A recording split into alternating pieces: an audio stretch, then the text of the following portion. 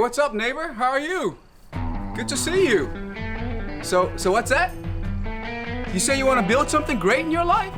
That is awesome, man. Come on in. You come to the right place. Come on in.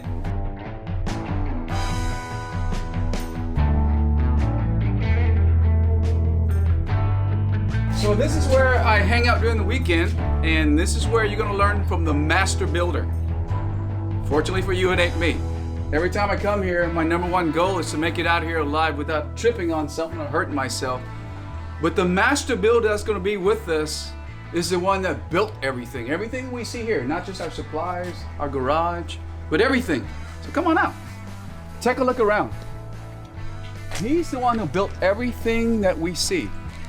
The air, the trees, the birds, the water, the oxygen that we breathe, everything. Ourselves, our wife, our kids, everything. He's the one who built everything. Everything that we see and also everything that we don't see, even our souls, if you don't mind. So he's going to be the master builder. He's going to be the one that teaches us. And so if he's done all of this, he's the master builder, maybe we could learn a couple of things from him. What do you think? Okay, come on. Let's come back in and then we'll start with the basics, the 101. So what's the first thing we do in a construction project? Guess what? You actually have to start with the end in mind. We have to be clear about what exactly it is that we're trying to build so that we know what's the purpose of it, what material we're going to use, where is it going to be placed, is outdoors, indoors, everything affects what we do. All right, so have the plan in mind, have a clear vision in mind, because if we don't, we're going to screw it up halfway or we don't get enough materials. All right, so always start with the end in mind. So relating back to the master builder, if you will, the first construction project that he had was pretty simple actually for him. He said, let there be light, and there was light.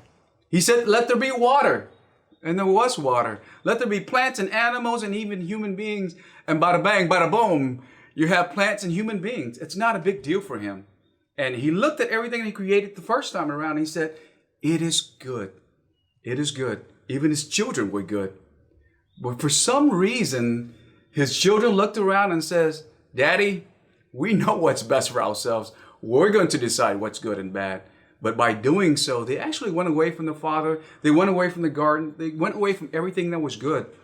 And in doing so, they actually lost what was good. They lost what was normal at the time. So instead of really loving one another, to give yourself to one another, they actually began to not love correctly, maybe even taking advantage of one another, or warring or killing.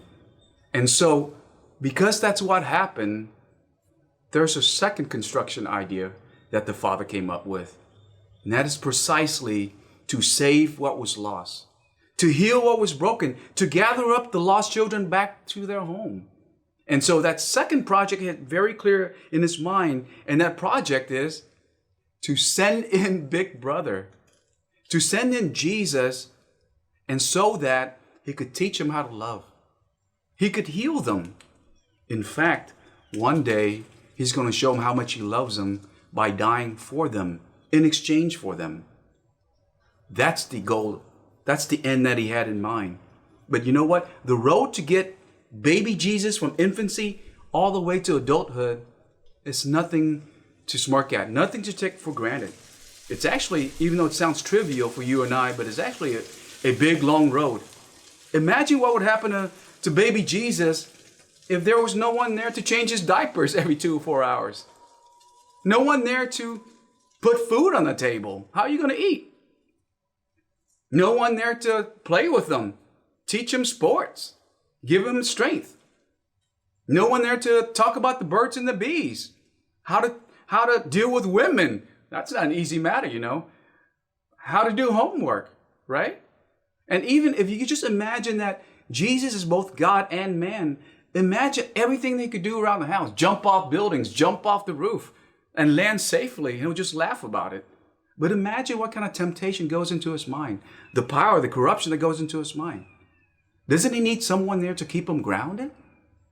To let him know why he's there? What's the purpose of his life? To take him from childhood all the way to manhood so he could fulfill the mission that he was sent. That, my friends, is the reason why God the Father in choosing any possible gift in this universe, chose to give his one and only son, the gift of Saint Joseph, the one who could take him from infancy, from childhood, all the way to manhood, the one who could teach him how to love, teach him how to forgive, teach him how to heal, and to make sure that his son is grounded enough to bring him home and to bring him to his mission, which is the mission of salvation for all of us. That's why God the Father gave Jesus and all of us Saint Joseph. So I hope that you could spend some time with us in this series to journey with us, to take the footsteps of Saint Joseph, to learn about him, to learn about his qualities, to understand what makes Saint Joseph, Saint Joseph.